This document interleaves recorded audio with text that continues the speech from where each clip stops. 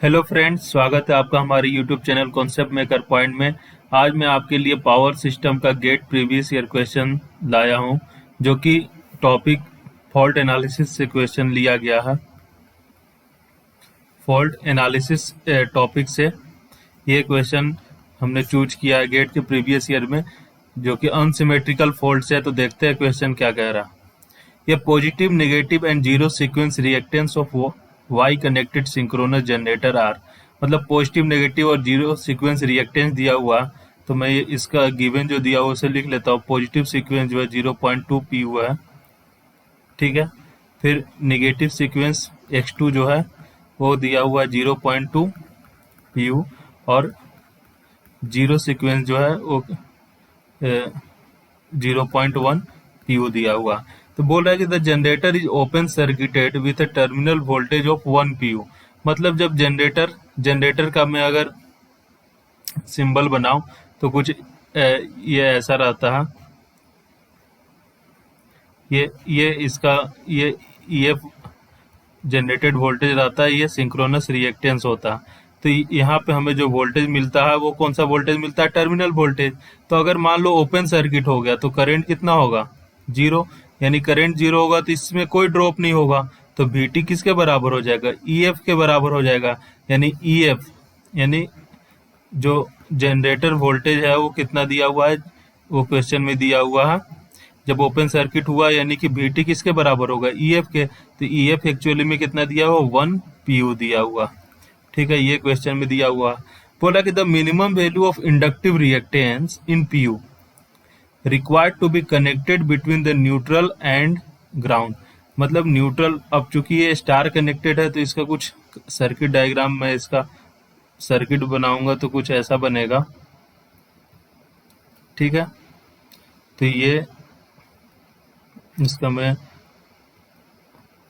बना रहा हूं। तो ये जैसे आर फेज हो गया, ये वाई फेज हो गया, और ये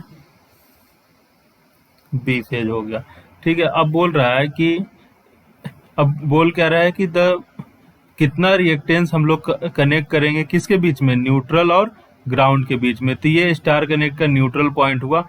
अब मान लो कि यहाँ से मैंने एक रिएक्टेंस इस ग्राउंड से कनेक्ट कर दिया xn वैल्यू का, ठीक है। xn वैल्यू का रिएक्टेंस हमने ग्राउंड से कनेक्ट कर दिया, so that the fault current does not exceed 3.75 pu if the single line to ground fault occurs at the terminal. मान लो ये टर्मिनल जो है लाइन का, ये जो है ग्राउंड से टच हो गया।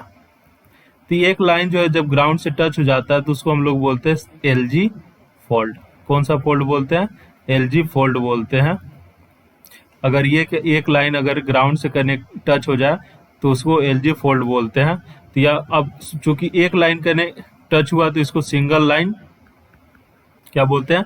Single line to ground fault भी बोला जाता है।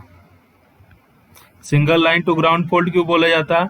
क्योंकि सिंगल लाइन, एक लाइन जो रहता है ग्राउंड से टच हो जाता है तो इसको सिंगल लाइन फॉल्ट या LG फॉल्ट भी बोलते हैं। और इसका ये जो टाइप होता है अनसिमेट्रिकल फॉल्ट का, ये अनसिमेट्रिकल फॉल्ट का टाइप होता है, ठीक है। दो तरह के फॉल्ट होते हैं, एक सिमेट्रिकल फॉल्ट होता है, एक अनसिमेट्रिकल फॉल्ट होता है। तो अनसिमेट्रिकल फॉल्ट का एक टाइप है single line to ground fault या LG फॉल्ट। तो ये क्वेश्चन में दिया हुआ है कि इस एक न्यूट्रल और ग्राउंड के बीच में कितना रिएक्टेंस को हम लोग कनेक्ट करें ताकि जो इसका फॉल्ट करंट होगा, ये मान लो जब ये टच होगा तो जो करंट फ्लो होता है उसको फॉल्ट करंट बोलते हैं। वो फॉल्ट करंट जो है 3.75 pu से एक्सीड नहीं करना चाहिए। यानी इस फॉल्ट करंट का मैक्सिमम वैल्यू अगर मैं बोलूंगा, IF फॉल्ट करंट का मैक्सिमम वैल्यू कितना होना चाहिए? 3.75 pu होना चाहिए। तो उस समय xn का वैल्यू क्या होगा? तो ये क्वेश्चन था, ठीक है। तो मैं आपको एक चीज यहाँ बताना चाहता हूँ कि जो थ्री फेज अनसिमेट्रिकल फॉल्ट में जो LG फॉल्ट होता है, LG फॉल्ट होता है, LG फॉल्ट में क्या होता है कि जो फॉल्ट करंट होता है, फॉल्ट करंट जो होता है वो होता है 3 times of positive sequence current. क्या होता है? फॉल्ट करंट जो होता है 3 टाइम्स होता है पॉजिटिव सीक्वेंस करंट का। अब पॉजिटिव सीक्वेंस क्या करंट क्या होता है? तो IA1 जो होता है वो होता है 1 upon positive sequence reactance plus negative sequence reactance plus zero sequence reactance plus अगर इस फॉल्ट और इस जो लाइन और ग्राउंड के बीच में अगर कोई रिएक्टेंस है तो 3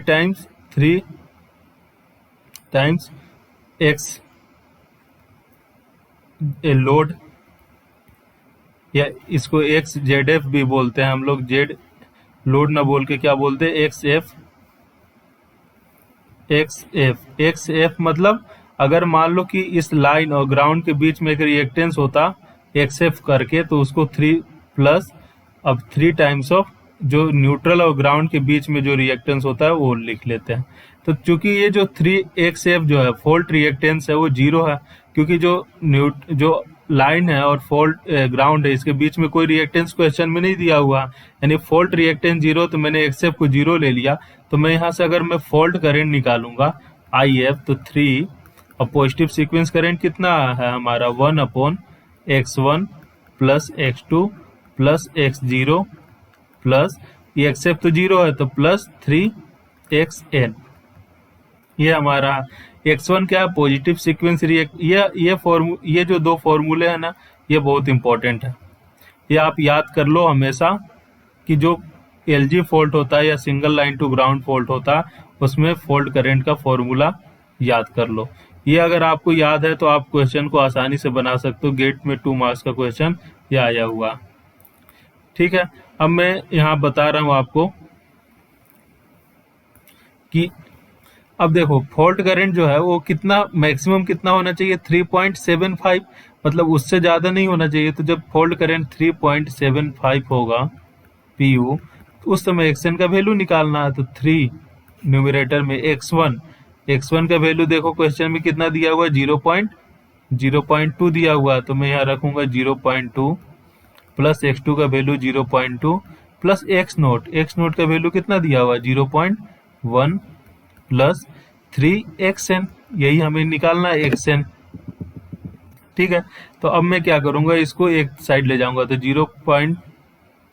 0.2 plus 0.2 plus 0.1 plus 3xn is equal to 3/3.75।